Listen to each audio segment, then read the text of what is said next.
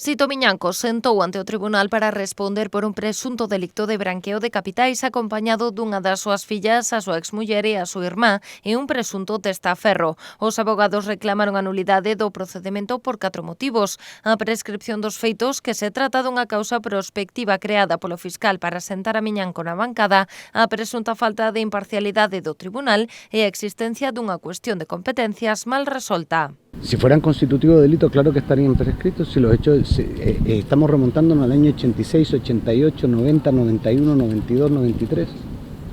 Pero es que está todo a la vista.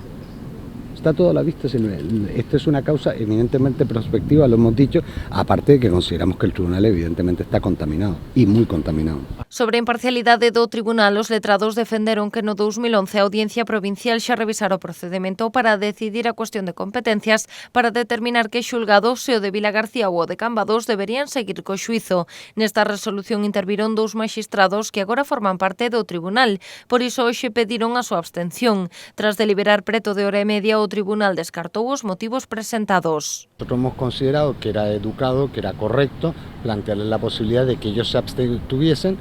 No lo han considerado oportuno. Nosotros pues tenemos derecho a ejercitar, la ley establece abstención o recusación. La causa es la misma, es que llegan prevenidos al proceso e incluso están tratando de darle cuerpo a una irregularidad que se produjo bajo la tutela de ellos mismos. Pero o descontento do abogado de Miñanco non rematou aí. Bolle considera que se está a vulnerar o dereito de defensa do capo Cambados e criticou que, a pesares da folga de funcionarios, se leve adiante un xuízo que non considera preferente. Que mantenga que se puede preparar un juicio de estas características en nuestra entrevista en un calabozo de un juzgado me parece francamente vulnerar la tutela judicial efectiva y vulnerar el derecho de defensa. Lo que no se ha fijado hasta el día de hoy es la agenda de juicio, como ustedes han podido comprobar, y lo que tampoco estaba previsto era que a mi defendido le detuviesen y que no tuviésemos oportunidad realmente de concentrarnos en este juicio. Es que son muchas cosas a la vez, ¿no? Bolle tamén se amosou moi crítico co papel da Fiscalía representada polo fiscal Jesús Cales. O letrado de Sito Miñanco considera machistas as acusacións contra a exesposa do histórico narcotraficante. Básicamente que es una tesis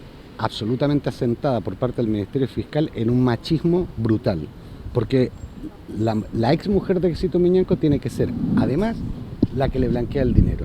O sea, absurdo, porque ella no puede tener actividad empresarial propia, no puede tener una vida propia, porque tiene que ser siempre la ex mujer de Sito Miñanco.